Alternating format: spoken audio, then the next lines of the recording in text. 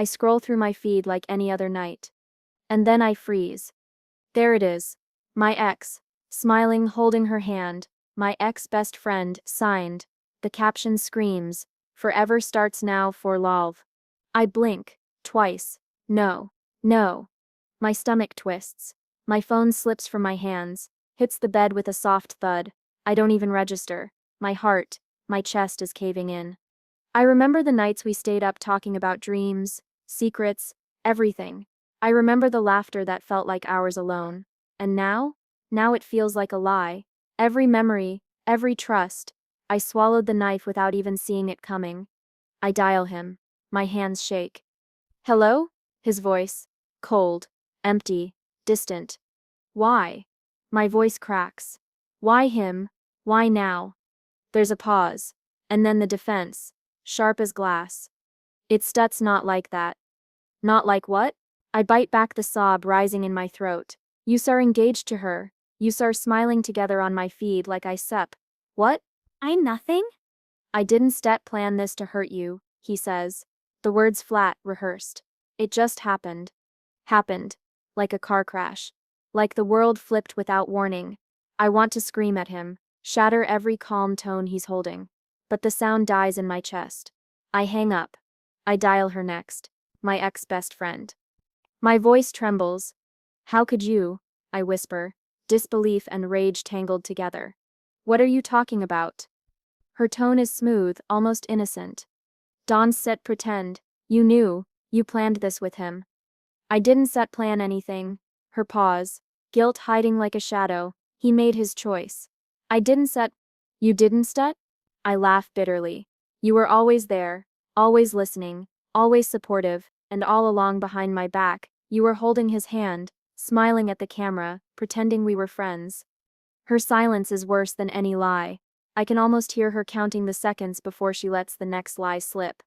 You don't understand, she whispers finally. We didn't mean to. Don't you speak. My voice rises shaking. I trusted you. I loved you both. And you threw it away. I slam the phone down. My walls feel like they're crumbling. I want to disappear. I want to scream into the void that swallowed my heart. I want to punch a mirror and see if breaking it will break this hurt. I lie back, stare at the ceiling. The room is dark, but I can feel their faces in every shadow. My betrayal hits in waves, crushing me with memories. The dinners we shared, the inside jokes, the nights I confided in her, thinking she was my safe place. And now? Collusion. Cold smiles. Photographs that make me feel like a ghost in my own life. I grip my pillow until my knuckles whiten. The tears burn my eyes. Fury, numbness, humiliation. They mix into a cocktail I can't swallow fast enough. How could they? How could my people, my heart betray me like this? I want answers. I want apologies. I want my world back, but I know it's gone. And yet, in the silence, in the dark, in the aftermath of betrayal, a spark ignites. Not hope, not forgiveness.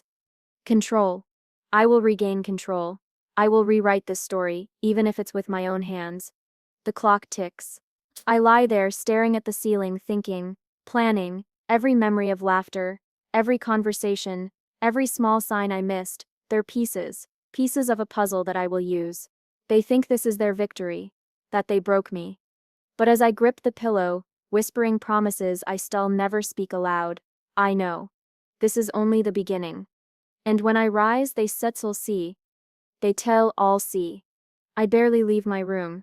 My phone is glued to my hand. Every scroll is a new stab. My ex's grin, her hand on his, the captions, the comments. So happy for you, they say, like they know. I shouldn't look. I know I shouldn't. But I can't stop. Abdul, are you eating? My mom's voice floats up the stairs. I'm fine, I mumble. My voice is distant, hollow. She comes in anyway, sits on the edge of my bed. Yusep's barely touched your dinner. I said I'm fine. I repeat, sharper this time. I feel bad. I hate snapping, but she doesn't get it. She can't get it. Sweetheart, I just. Her hands tremble slightly. I hate seeing you like this. Talk to me? I look at her. Her worry lines, the gray in her hair. I want to reach out. But the words get stuck. There's nothing I can say that will fix this. Nothing that can undo what they did. I can't. I turn back to my phone, scrolling numbing. She sighs and I hear her leave. The soft click of the door echoes in my chest like a metronome of isolation. That night, I lie awake. Shadows crawl across the ceiling. Memories hit me like a tidal wave. Sleepovers where we whispered secrets in the dark. Birthday surprises they helped plan. The nights I poured my soul out to her, thinking she was my safe place. Every memory now tastes bitter. The next morning, I call a therapist. My hand shakes when I dial. Hello? This is Dr. Said. A calm voice answers. I need help, I whisper. I don't yet know who I am anymore. You stir brave for reaching out, she says. Tell me what step's going on. I tell her. Everything. Every text I've read 1,000 times. Every smile I've seen on their faces like knives twisting in me. My voice breaks. My throat tightens. I don't even care if it's embarrassing. I just need someone to hear me. You are allowed to feel betrayed, she says. And hurt, and angry. Let's start there. I start journaling too. Every thought, every emotion, my hands blur across the pages. Rage, grief, numbness, self-doubt. I question my worth, my judgment. How did I miss all the signs? Was I too trusting, too blind? One entry makes me pause. I write. I can't control them, but maybe I can control how I respond. It's the first spark of something that isn't pure pain. Weeks pass. The therapy sessions chip away at the numbness, but the betrayal lingers like a shadow that won't leave. Then the whispers start. At first, I think I seb imagining it. Friends, distant acquaintances. I heard they seb planning an engagement party. Huge. Extravagant. My chest tightens. My stomach twists. But then something dark flickers inside me. An idea. What if, I mutter aloud, alone in my room, what if I could be part of it? I pause. The thought is dangerous. Thrilling. Morbid. But it also tastes like power. Like reclaiming the narrative they stole from me. I imagine walking into that event, eyes everywhere smiling when they least expect it, or knowing every detail before they even plan it. Every invitation, every seating chart, every little decision, I could know it all. I write it down, step by step, carefully in my journal. Not just a fantasy, a blueprint. But doubt creeps in. Abdul, is this too much? Too soon? I ignore it. For the first time in weeks, my pulse races, not from heartbreak, but anticipation. Control. A whisper of revenge. Dr. Said asks me one day, what sep's your goal, Abdul? To not feel powerless anymore, I say. My hands grip the arms of the chair. To turn this around. To watch them. I don't yet know. Learn that actions have consequences. She nods slowly. Focus on reclaiming yourself first. Everything else will follow. I leave her office feeling lighter. Not healed, not whole, but ready to step back into a world that feels stolen from me. At home, my mom notices subtle changes. You seem more like yourself, she says. I manage a small smile. I'm getting there, I whisper. She doesn't push further. She doesn't need to. I lie in bed that night, the journal beside me. I reread my own words, strategies forming in my mind, watching them, learning, waiting.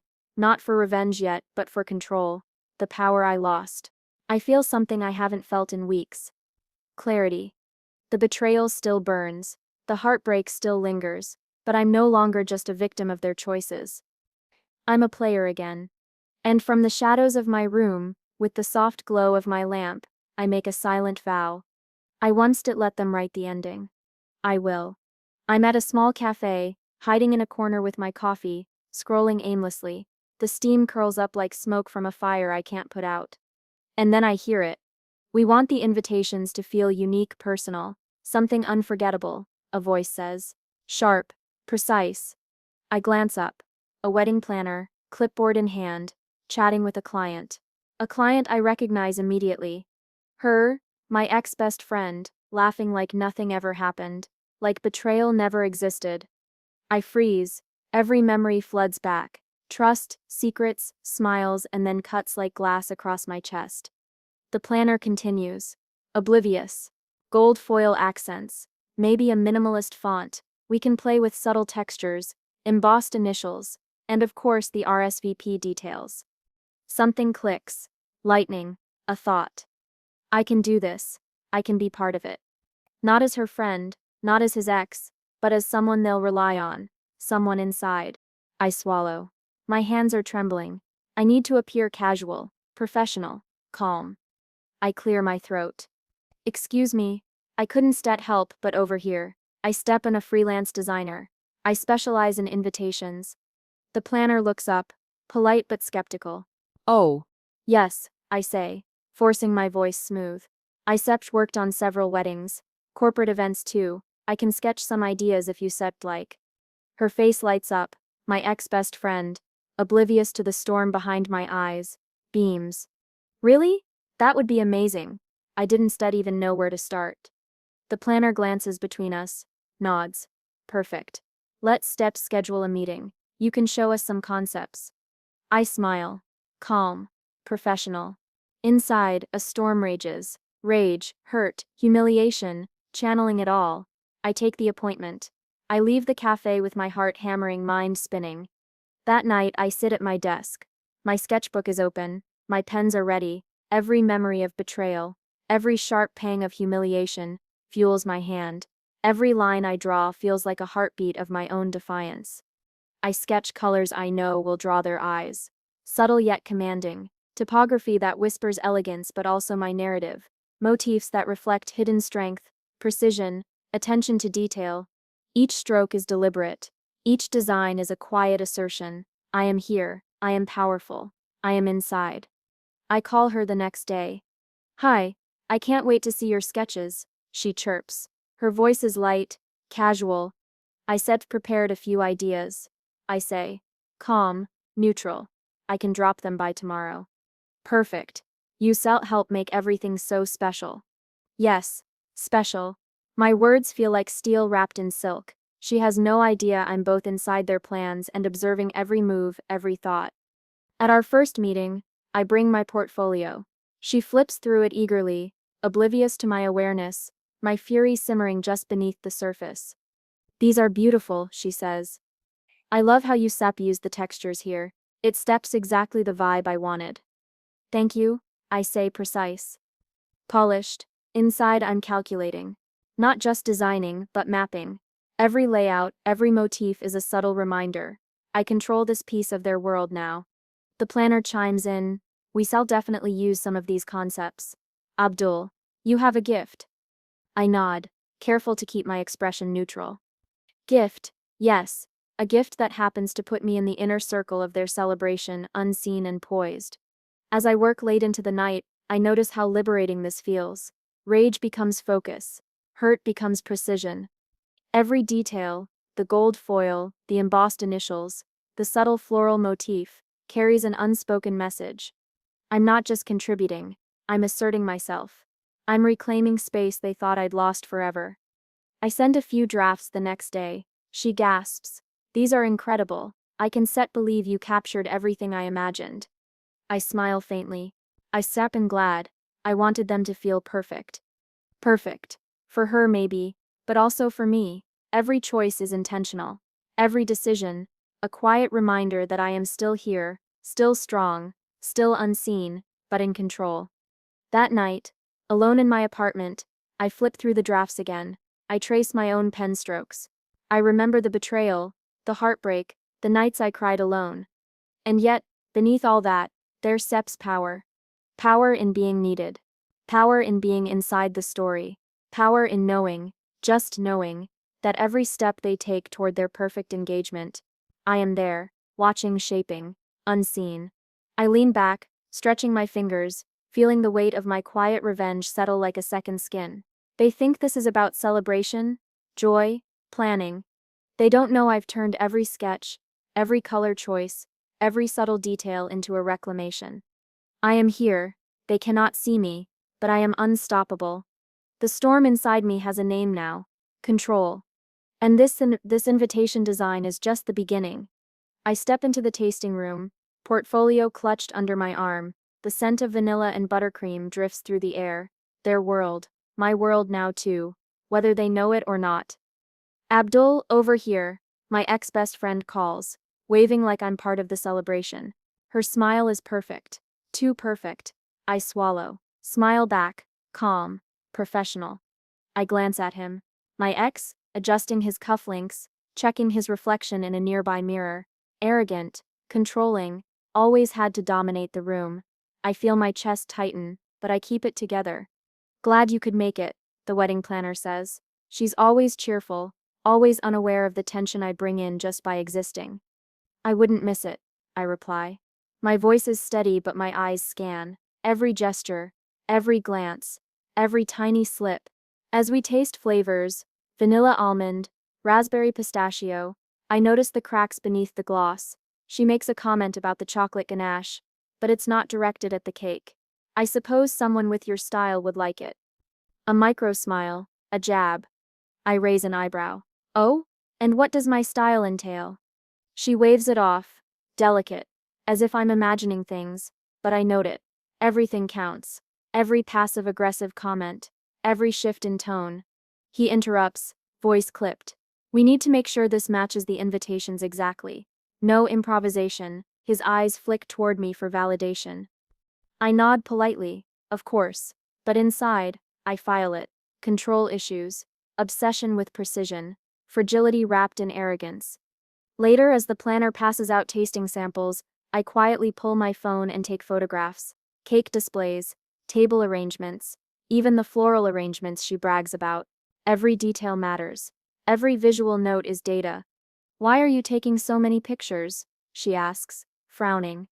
Reference for the invitations, I say lightly, helps me visualize the palette, the textures. I smile. Neutral. She nods, satisfied, unaware I'm building a map, a dossier, a blueprint for the story only I can rewrite. At the next planning meeting, I sit quietly while they argue about seating arrangements. His insistence on order, her dramatic sighs. Side guests' subtle reactions.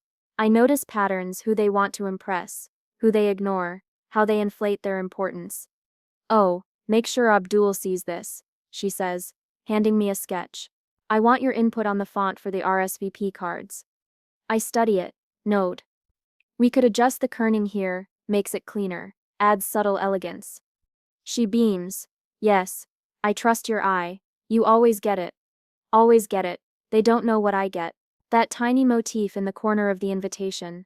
The faint outline of a shattered mirror. A subtle nod to cracks they'll never see until it's too late. I note down offhand remarks too. Maybe someone like Abdul wouldn't notice this. But I think it's fine, she says once. My jaw tightens. I file it. Arrogance masking insecurity. Perfect. He complains about a color scheme. This isn't set exactly what we agreed on. Did you check with Abdul? I nod. I considered the palette. It still aligns with your vision, just highlights some textures differently. Neutral. Professional. But every adjustment I make is deliberate. Every choice hides a quiet message only I understand. I photograph messages. I archive comments from group chats, every side glance, every forced smile. They all go into my mental ledger. At night, I review my notes. Every photograph, every remark, every passive-aggressive jab. The cracks are clearer in the dark. Their perfection is fragile. I can see the edges of their facade peeling away. And I'm here, a ghost, invisible, untouchable. I tweak invitations late into the night. Each design outwardly flawless, polished. They'll praise it, but hidden in corners, a tiny motif of imbalance, a subtle floral imperfection, hints of asymmetry, symbolic reminders of their hubris, their insecurity. Only I know. Only I will see how it unfolds. The thrill of control is intoxicating. They think this is collaboration. They think I'm just a professional, a neutral hand, but I'm more than that.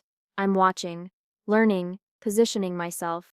Abdul, this is incredible, she says one afternoon. Yusef captured everything. I didn't step even think of this angle. I smile. Thank you. It steps all about the details. She doesn't realize the double meaning. How the details I choose reflect what she's blind to, her fragility, his control issues, their unseen vulnerabilities. At the tasting event, I catch him glaring at a guest who laughed too loudly. I note it. Obsession with perception. I scribble a mental note, leverage this. I sip my coffee. Watch them.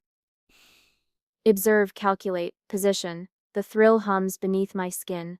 I am present, yet untouchable. My revenge isn't loud, not yet, but it breathes. By the end of the week, I'm entrenched. Invitations approved, tasting notes finalized. Yet beneath the surface, every detail, every motif, every pattern I've documented is a thread I control. They believe they're leading. They believe they're important. They do not know I am the quiet force shaping their story from the inside. And when the moment comes, they will see the cracks. But not yet. For now I remain a ghost in their celebration. Silent, observant, poised, unseen, in control. I'm late to the office that evening, my bag heavier than usual with sketches and proofs. My ex-best friend is already there, chatting with the planner. She doesn't notice me enter perfect. I hang back observing. They're outsourcing some stationery for the VIP guests, the planner mentions, a subtle shrug, like it's just logistics. I bite the inside of my cheek. Opportunity, a tiny delicious opening. I clear my throat. If I may, I say, stepping forward, calm and professional. I think we could improve consistency, typography, alignment, maybe even recheck spelling before they print. She perks up. Oh, that would be amazing. I hadn't thought of that. Absolutely, I add. Neutral. It sups a small detail, but it makes a huge impression. I smile politely, but inside, a spark ignites, a tiny controlled chaos.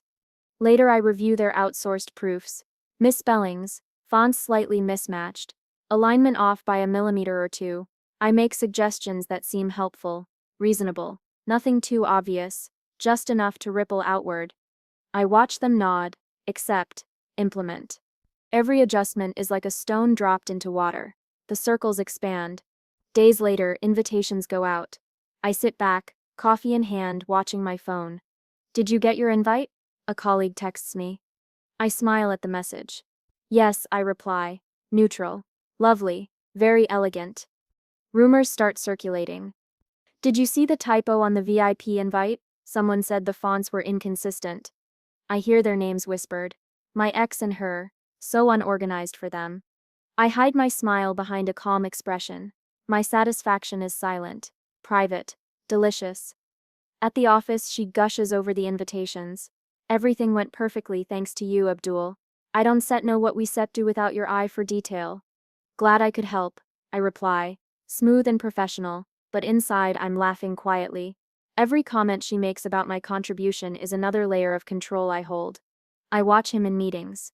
Exasperated, checking every guest list himself, muttering about how nothing can be trusted. A tiny crease appears on his forehead. The first real crack I've noticed in his facade. I take notes in my journal later that night. Every misalignment, every whispered rumor, every micro-expression, documentation for myself. Patterns forming, their perfection slipping, and I'm the ghost orchestrating the quiet tremors. During a follow-up session, she asks, "Do you think the VIPs will notice the subtle differences?" I tilt my head, calm, neutral. It depends. Some may, but it accepts a minor imperfection, humanizes the process. Don't you think? She laughs, oblivious. You star right, it adds charm. I nod, polite, professional. My mind is sharp. They have no idea that what she calls charm is a tiny seed of disruption. Every flaw I introduced is deliberate.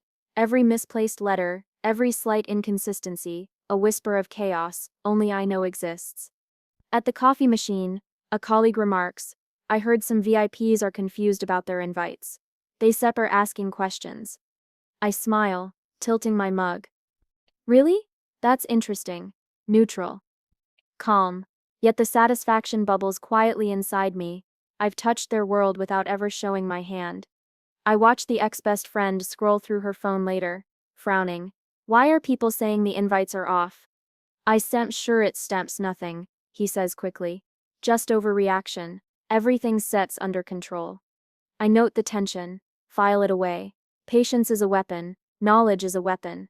My first strike is subtle, almost invisible, and yet it hums with power. That night, I sit alone in my apartment. I replay every moment in my head. The suggestions, the approvals, the tiny tremors spreading through their circles. The thrill of control hums beneath my skin. I sip my coffee slowly. Satisfaction tastes sweet. This is more than revenge. It's proof. Proof that patience, observation, and subtlety can do what confrontation never could. The chaos is quiet, undetectable to them, but I feel it. I am its source. I reread my notes. Every typo, every mismatch, every whispered question. The first real evidence that their perfection isn't unshakable, that they are vulnerable. I trace my fingers over my sketches for the upcoming invitations. Every design, every motif I've added.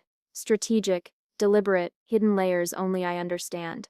I'm inside their world, shaping it, guiding it, bending it in ways they'll never notice until the time comes. I smile faintly. Control tastes addictive. The first strike is complete. Minor chaos, silent power, satisfaction buried under calm professionalism. They see a helpful, meticulous designer. I see a stage where every flaw I plant ripples outward. And I know, I will continue. Because this is only the beginning. I sit at my desk late at night, lamp casting a soft glow over my sketches. Coffee beside me, pens ready, and the quiet hum of the city outside. The invitations are more than stationary now. They're my canvas. Subtle, invisible. A joke only I understand. A tiny pun. A nod to the secrets they thought I'd forgotten. A motif that recalls moments they believed were private. I smile faintly as I sketch. What are you working on? My roommate asks, peeking in. Just designs, I reply casually. Neutral, my mind is far from casual. Inside the floral border, I place a miniature broken heart, barely noticeable unless you know the story. In the RSVP line, a tiny initial switch hints at a name they never corrected, a moment they'll question quietly. A monogram twist references a memory she brags about to guests. Why so precise? My roommate asks, curious. Details matter, I say, my voice smooth, polished, but my hands tremble with excitement. I watch them react through the network of whispers and messages I can track. At the tasting event, she flips through the proofs again. Abdul, these are perfect. Every little touch. I nod. Neutral. I just wanted to make them memorable. Memorable. That sips one word for what sips coming. Guests start arriving days later with invitations in hand. I'm nowhere near the event, but I follow the ripples online. Did anyone notice that little floral twist on the RSVP? Someone whispers to a friend. Yeah, I thought I imagined it, another replies. My ex-best friend is oblivious. Or tries to be. She laughs when a guest points out a subtle pun in the envelope design. Ew. That's cute, right? She says. Too loud. Too bright. She senses the attention but can't grasp why. I lean back, watching the chaos unfold silently through their eyes. The thrill hums beneath my skin. Invisible, yet everywhere. My ex, still arrogant, still confident, still convinced nothing could touch him. He beams as if the world bends for him alone, unaware that the ground beneath his perfectionist facade is quietly cracking. I receive messages from guests, giddy with curiosity. Did Abdul design these? Who thought of that pun? So clever. But why? I smile faintly, polite in response. Glad you liked them. The satisfaction is intoxicating. Every whispered comment, every glance shared between guests, every tiny question directed at them, it's poetic justice. They created a world of perfection, a narrative where they controlled perception. I'm bending that narrative from the inside, unseen. At a private meeting, she leans toward me. Abdul, some guests are noticing little things. It steps, subtle, but they sup are talking. Are you talking? I ask, tilting my head. Innocent curiosity. Yes, about the invitations. Little jokes, little hidden messages. I don't set know who sep's noticing what. I smile, calm, neutral. I think people enjoy discovering details themselves. It makes the event feel more personal. She frowns slightly, a spark of unease, but nothing she can pin down, nothing she can confront. I sip my coffee later, flipping through my journal. Every tiny detail is logged. Who notices what, who questions what, who whispers behind closed doors. I watch them spiral gently, imperceptibly, their attention unknowingly captured by the chaos I orchestrated. Even minor reactions are priceless. Guests unsure whether it's intentional, embarrassed at recognizing an inside joke they weren't part of, leaning toward doubt, curiosity, and whispered speculation. She asks me to make a last-minute adjustment to the monogram. I comply, of course, professional and efficient, but I plant another subtle visual pun, one that references her obsession with control and his arrogance. It's small, almost invisible, but it's enough. Abdul, you're incredible, she says, her voice tinged with awe and maybe the faintest shadow of suspicion. Thank you, I reply. Calm, polished. Inside, I feel my pulse spike with silent victory. I watch as they present the invitations at a preview event. Guests murmur, eyebrows raised, whispering about details too subtle to articulate. My ex beams, unaware. My ex-best friend notices something, but she can't name it. Her confidence falters in small increments, perfectly measured steps. Tiny cracks. I lean back in my chair, alone. The thrill is real, power hums through me. Every decision, every motif, every hidden message, their reactions are my reward. No confrontation, no overt chaos, just influence, subtle, poetic, clever. I sip my coffee again, eyes gleaming. They believe the world bends to their perfection. They don't know I've quietly shifted the axis beneath their feet. Invisible, yet unstoppable.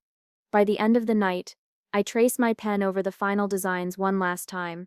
Every hidden message, every inside joke, every small, deliberate imperfection is in place. And I know. This is the moment their carefully curated world begins to unravel. And I am the silent force guiding it. Unseen. In control. Patient. Waiting.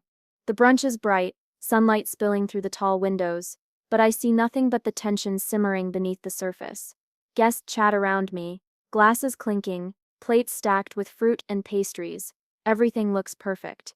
Everything they've orchestrated for months. And yet, I watch them. My ex, standing tall, smug confidence plastered across his face. My ex-best friend, laughing too loudly, hands fluttering, trying to mask her unease. She doesn't know I've been everywhere, in every sketch, every motif, every whispered suggestion. I've been the silent hand shaping the narrative. I overhear it before it even reaches them. Did you notice that RSVP line? A guest whispers to another. It steps like there sips a message in the typography, and that floral motif, it steps so specific. I think Abdul did this intentionally. Time slows. I watch their faces. Panic flashes. Quick, sharp. What do you mean? She asks, voice tight. Nothing, he says too fast. Eyes dart. Just details. People overanalyze. I step closer, letting the moment stretch. Calm, neutral, almost polite. But inside, my pulse hammers. This is the moment every detail, every subtlety, every invisible seed I planted comes to life. I lean in slightly, quiet, deliberate. I hope you like my designs, I say, voice low but steady. They tell your story better than you ever could. Their faces pale. The ex's eyes widen, that smug confidence cracking. My ex-best friend freezes, realization creeping in. Her fingers curl around her glass, knuckles white.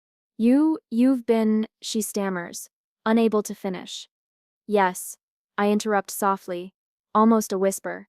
Every motif, every pun, every hidden detail, I step-shaped how the world sees you, from the inside.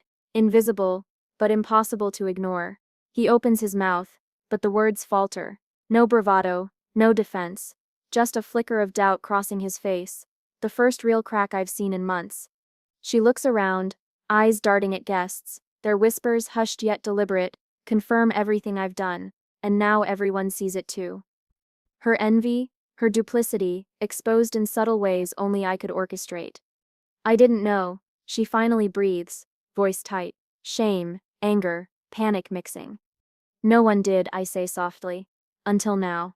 I step back slightly, letting the weight of my calmness press down. My presence is quiet but undeniable. I don't yell. I don't accuse. I simply let the truth ripple outward, like a stone dropped in still water. A guest nudges another. Shep's been so competitive, and the way he acts, it steps all for show, is instead it. I see her shoulders slump. Humiliation blooms. She wanted perfection, control, admiration. Now she can't hide the cracks, and everyone notices.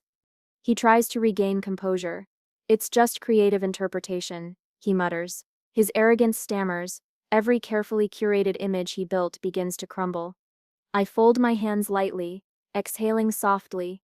Interpretation, I echo. Yes, but every detail, every choice reflects reality. Her lips press into a thin line, eyes dart to me, pleading for a reprieve that will never come. You've made people notice things they shouldn't have, she says finally, voice trembling. Notice what? I ask. Mild curiosity lacing my tone. Your flaws? Your envy? Your obsession with control? Or the cracks Yuseb spent months hiding? She can't answer. He can't. The room hums with tension, whispers threading through conversations. I feel it. The shift. The power has moved, from them to me. Guests glance at each other, amused, intrigued, quietly shocked. They murmur. They exchange looks that speak louder than words. The perfect image my ex and ex-best friend spent months cultivating unravels like fragile paper.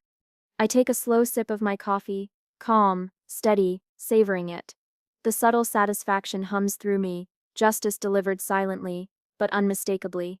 She finally steps back, biting her lip.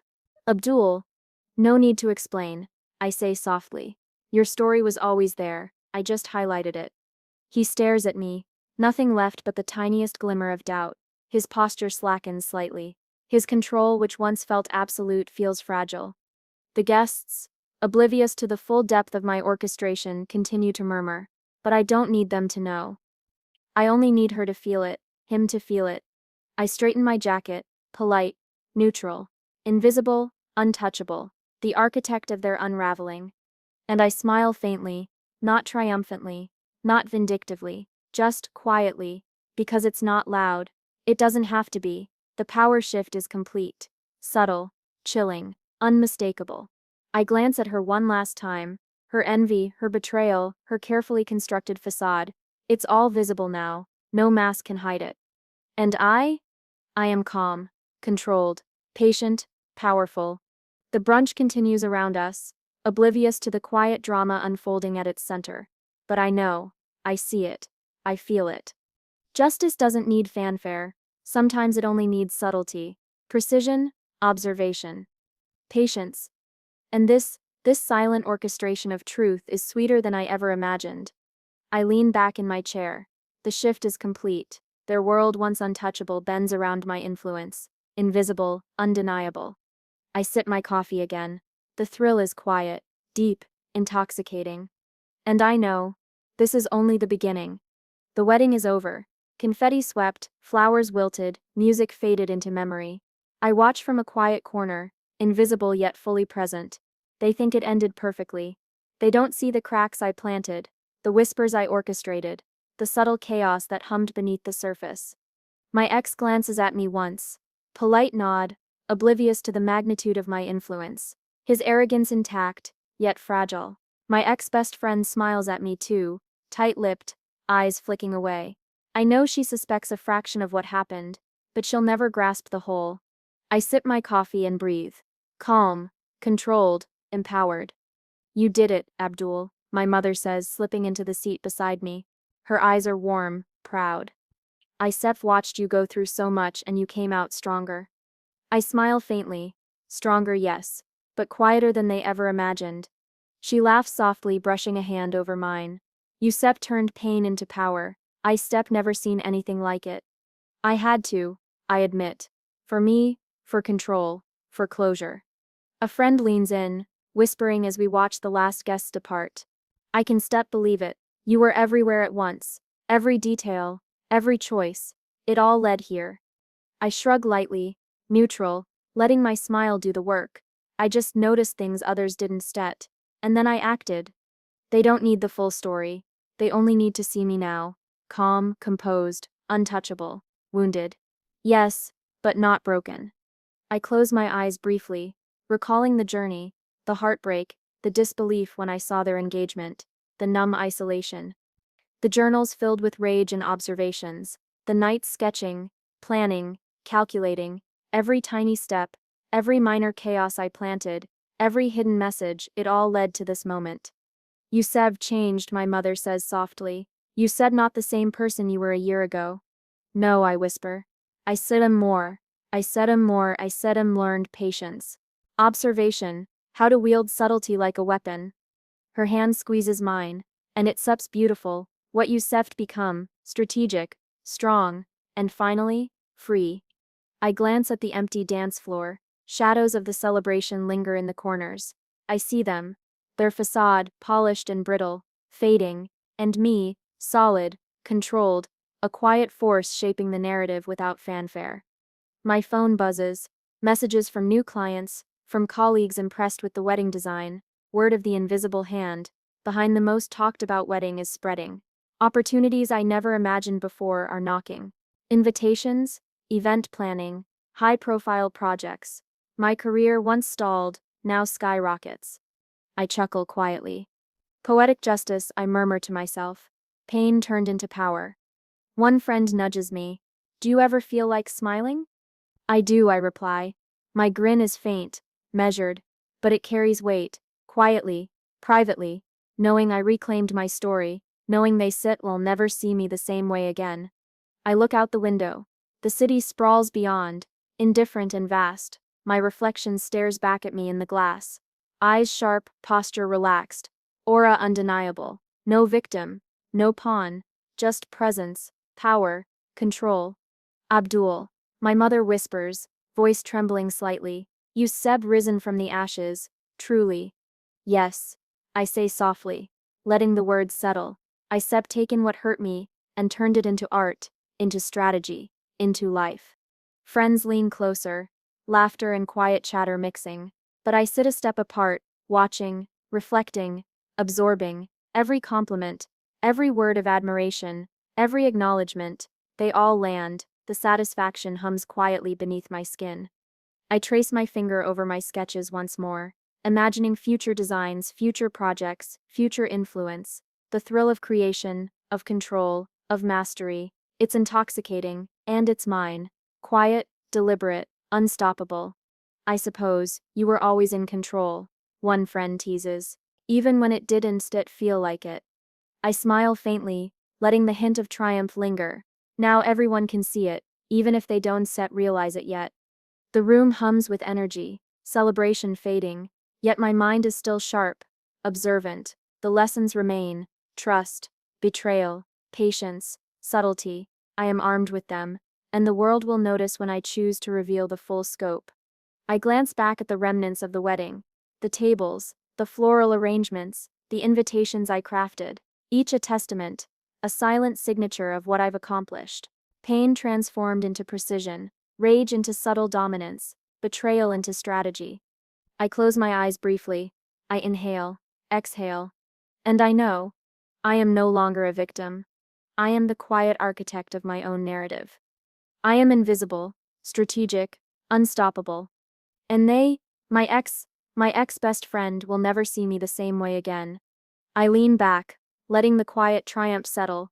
The night is mine, the control is mine, the story is mine. And for the first time in a long time, I smile freely. Because I am whole. Because I have risen from the ashes.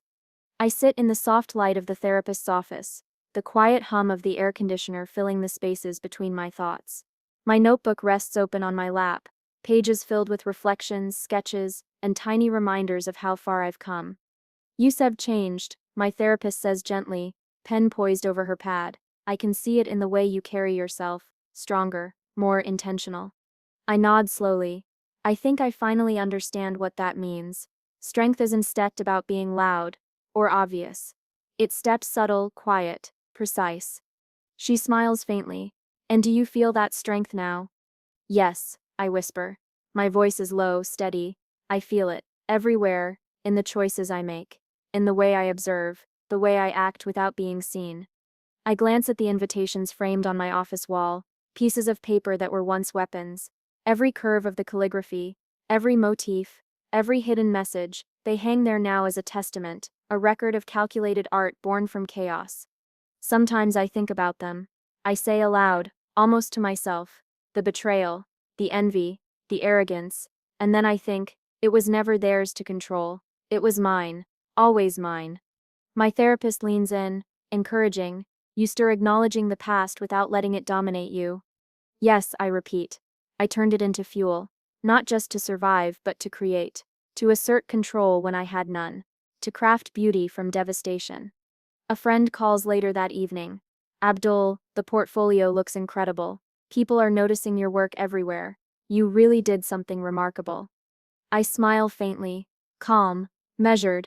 I just stayed invisible long enough to make sure it mattered. You stayed invisible? She asks, incredulous. You practically orchestrated an entire high-profile wedding without anyone realizing it. Exactly, I say softly. The power isn't stat in the noise. It steps in patience, observation, subtlety, influence without confrontation. That steps how victories endure. I think about the nights I spent alone, sketching designs, embedding hidden motifs, the journals filled with rage, despair, and strategy. The quiet hours of planning, watching, noting patterns, every pen stroke, every minor chaos I orchestrated, it all led here. And the pain? My therapist asks gently, is it gone? I shake my head slowly. No, not gone. It seps, transformed. Every scar, every moment of heartbreak became part of the strategy, part of the art, part of the power I hold now. I close my eyes briefly, imagining the faces of my ex and ex-best friend, their arrogance crumbling in small increments, the subtle chaos they could never trace. That taste of quiet control hums beneath my skin even now. I don't think I'll ever be a victim again. I say quietly, more to myself than anyone else. Not in love, not in life, not in work, I learn to navigate the world. Invisibly, strategically, untouchable. My therapist nods. And that SEP's remarkable. Not many people can take betrayal and turn it into empowerment without losing themselves in anger. I was angry. I admit, at first consumed. But anger is unsustainable. Patience is, observation is, precision is, that sips what endures, that sips how you turn devastation into victory. Later I meet friends for dinner. They laugh and share stories, oblivious to the inner calculations that shaped my past months. Yet they see me now, poised, controlled, radiant in subtlety. You've really changed, one says. Not just stronger but different, elegant even. I smile faintly. Some victories aren't sit loud, I say. They sit quiet, strategic, elegant, unforgettable in ways that don't sit need applause. We talk about work, about life, about possibilities. The invitations hang in my portfolio like silent trophies, reminders that even personal devastation can be reshaped into art, influence, control, and poetic justice. I think about the journey: heartbreak, betrayal, rage, planning, subtle manipulation, and finally quiet triumph. Every moment taught me something about patience, observation, and the invisible power of strategic action. You've become someone I think even I wouldn't have predicted, my friend says softly. I laugh lightly. Neither would I, but the person I become, she seps enough, she seps untouchable, silent, precise, and free. Later, alone, I flip through my journal, sketches, and letters. Each page a fragment of strategy, a token of transformation. I sip coffee slowly, letting the quiet hum of accomplishment settle. The world outside continues, indifferent, and yet, I've shifted my orbit. My story is mine, my power is mine, my victories, quiet and lasting, are mine. I lean back, eyes reflecting faint light from the window. The scars remain, but they are proof, not weakness. Each one a reminder that pain can fuel transformation, that betrayal can sharpen strategy, that heartbreak can birth mastery. And in that quiet, controlled space, I feel it fully: the elegance of victory, the freedom of influence, the subtle dominance of surviving, thriving, and orchestrating life from the shadows. I smile quietly, letting the satisfaction hum beneath the surface, because I know now, I am no longer a victim. I am untouchable. I am strategic. I am free. And my story finally belongs entirely to me.